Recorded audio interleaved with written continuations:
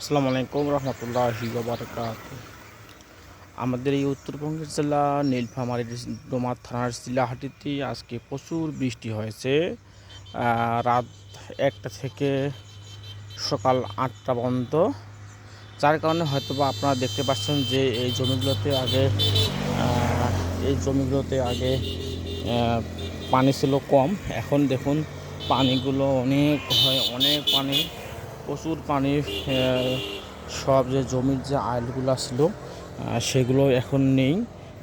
না হওয়ার কারণে যে প্রচুর বৃষ্টির পানিতে এই জমিগুলোর ভিতরে যে ছোটো ছোটো ঘাসগুলো ছিল সেগুলো তলিয়ে গেছে। আমরা একজন দেখতে পাচ্ছি যে সেখানে মাছ মারার জন্য সে কাজ করে যাচ্ছে। এরকমভাবেই আসলে এই বর্ষাকালে এভাবেই জমিগুলো ডুবে যায়। অত্যন্ত অত্যন্ত জমিগুলো ডুবে যায়। দেখুন এখানে মানুষজন এখানে জমিতে মাছ মারার জন্য যে কাজ করা সেটা কাজ করতেছে। আবার দেখুন কতগুলো পানি, এগুলো বর্ষার পানিতে ডুবে গেছে। এগুলো পাশের যে রাস্তা, সে রাস্তার পাশেই এই জায়গাটা।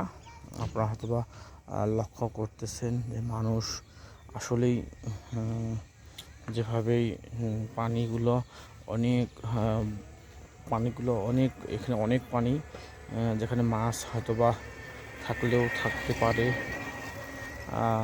এখানে মাছ থাকতে পারে, যার কারণে মাছ পরবর্তীতে জাল দিয়ে ফেলে মাছ মারবে। যে কারণে দেখুন পুরোপুরি জায়গাটা অনেক সুন্দরভাবে। আবার আবার এর চাইতে আবার বেশি বৃষ্টি হলে বন্যা উঠলেও উঠতে পারে। যেটা আপনারা হয়তো লক্ষ্য করতেছেন যে কচুরিপানা বা ঘাসগুলো যেগুলো আছে, এগুলো জমিতে যখন চাষ করা হবে সেগুলো পানিতে